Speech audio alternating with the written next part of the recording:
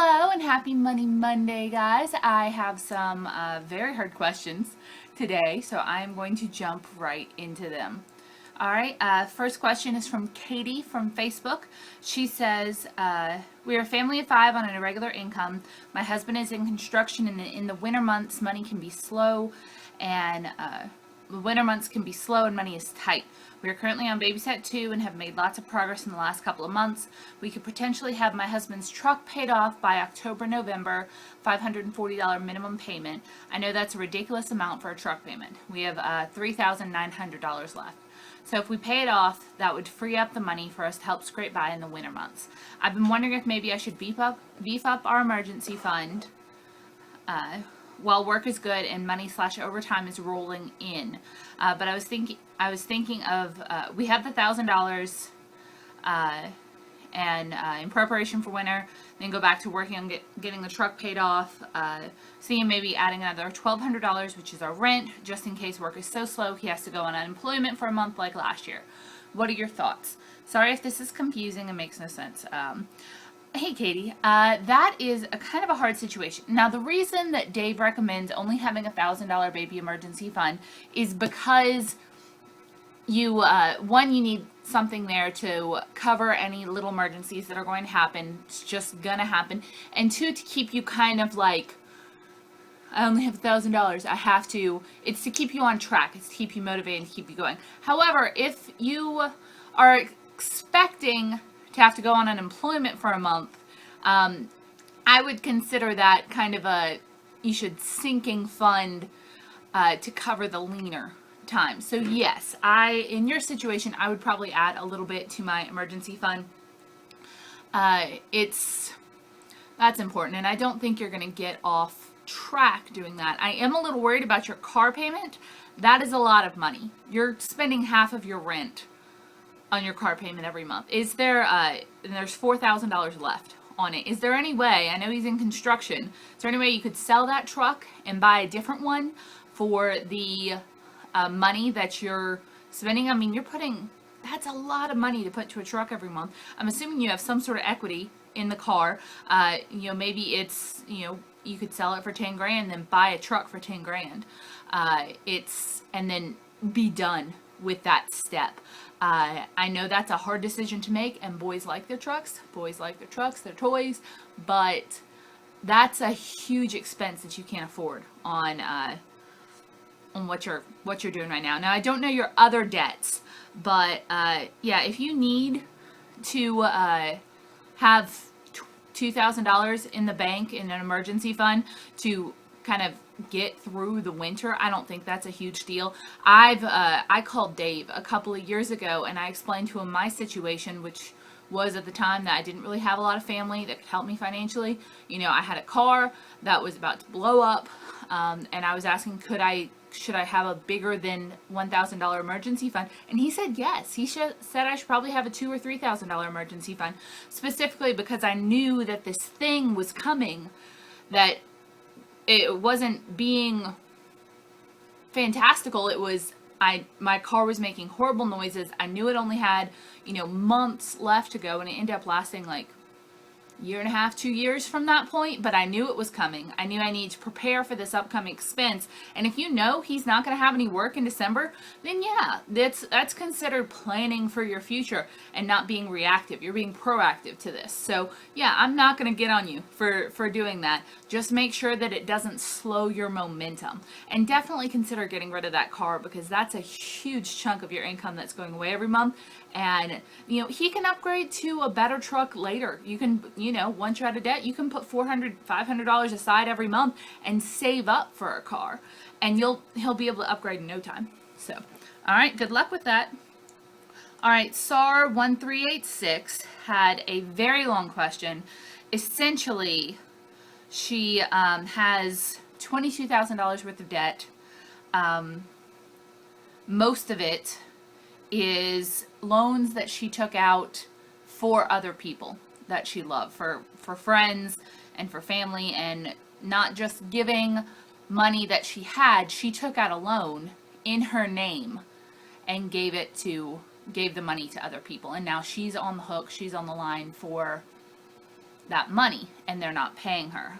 She said, I borrowed for a special friend over 20,000 pounds across 6 years for different things, including a large loan to save his flat. I have borrowed family and friends' money, much of which you can see I haven't gotten back. I've always been giving and kind-hearted, but it's taken a long time for me to realize some people use me. Always been help. Then she said the past year she started to learn to say no, but and that she can't keep giving when she doesn't have it herself, which is key. And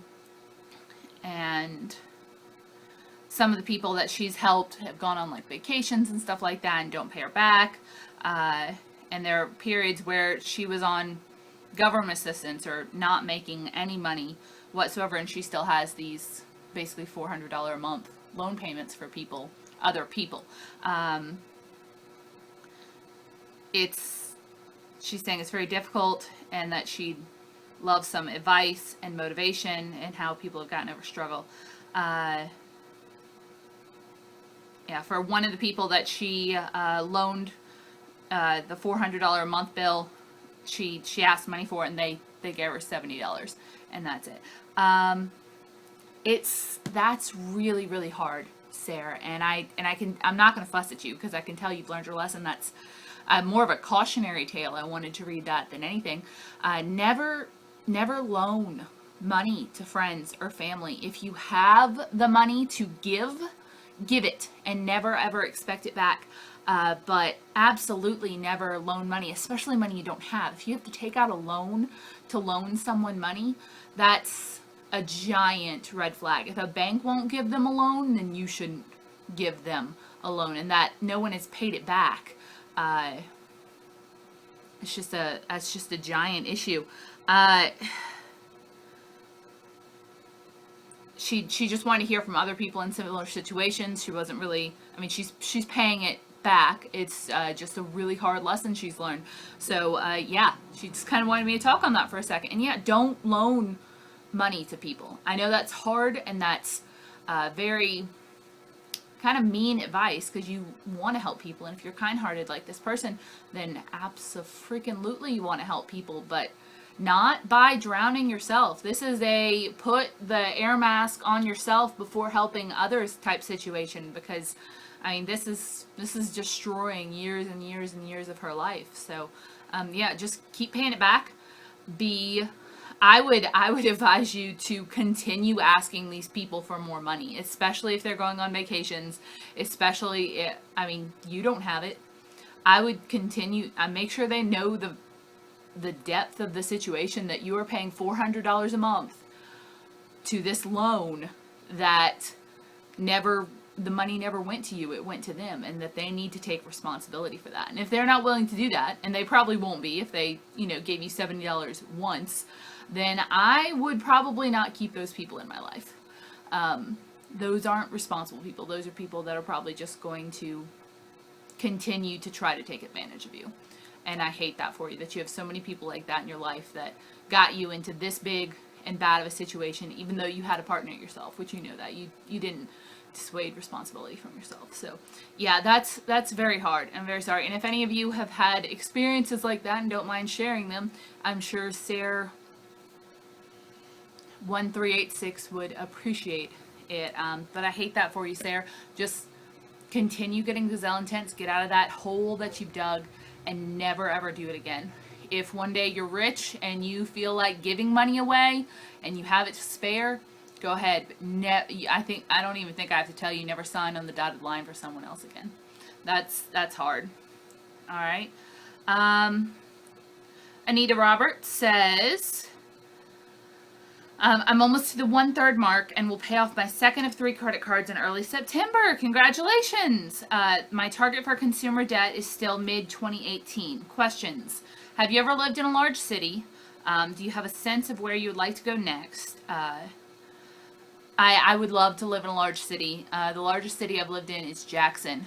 And I liked that, but it was if you know Jackson, Mississippi, you know that it's on the whole a very poor area. It's very crime ridden, but it is a large city. And I have lived there, and I would definitely like the next place I go to be a big city. I'm talking like Austin, Atlanta, something huge where stores don't close at 5 p.m.